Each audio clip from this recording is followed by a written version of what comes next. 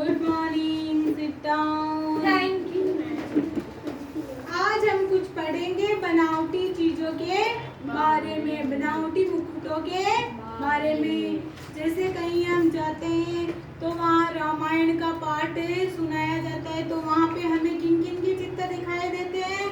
रावण के। तो वहाँ पे वो असली में रावण थोड़ी ना होते हैं, वहाँ पे तो हमें रावण का मुखौटा बना के उसके 10 सिर वाला, फिर हमें वहाँ उसको प्रदर्शित किया जाता है हमारे सामने। जैसे राम की भूमिका निभानी होती है तो उसके पास त्रिशूल, वो पैर के पादुकाएं, वो सब होती है, और हमें उसके कपड़े पहन के दिखाई देते हैं। तो वो सब राम का किरदार निभाते हैं। राधिका, फिर देखो जैसे लक्ष्मण की भूमिका निभानी होती है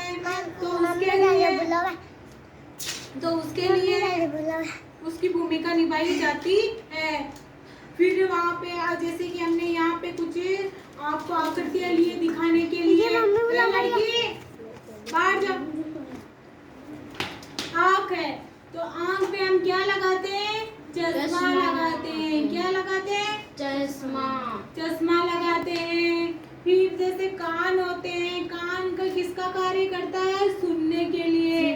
किसका कार्य करता है? सुनने के लिए। जैसे ईयरफोन होते हैं, उनका हम किसमें का प्रयोग करते हैं? कानों में सुनने के लिए प्रयोग करते हैं। जैसे ये हमारा नाक है, नाक को हम किसमें काम में लेते हैं? सूंघने के लिए। जैसे मुंह है तो मुंह को उससे क्या काम करते हैं हम? खाना खाने के लिए, या कुछ भी जैसे कुल्फी हो, अभी गर्मी का मौसम चल रहा है तो इसमें कुल्फी खाना बहुत अच्छा लगता है ना सब बच्चों को, तो इसलिए हम किसका प्रयोग करते हैं? कुल्फी का प्रयोग करते हैं। इसलिए हमें बनावटी मुकुटों का भी प्रयोग करना पड़ता है। जैसे कुछ क्रियाएं करनी होती है, कुछ रंगमंच पे तो हमें चित्र दिखाने होते हैं, तो उसमें हमें मुकुटे लगाने होते हैं।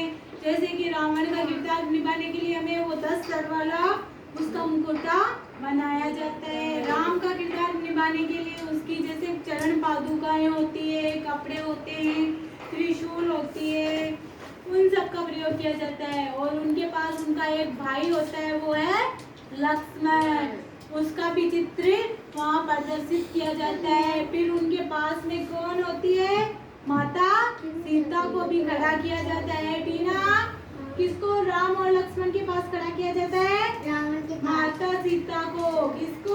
माता सीता को। सीता को भी वहाँ पे खड़ा किया जाता है। उसी तरह में जैसे महाभारत में 5 पांडवों के बारे में भी बताया जाता है, और उनकी माता द्रौपदी, और माता नहीं उनकी पत्नी है द्रौपदी, और उनकी माता है कौन है? कुंती।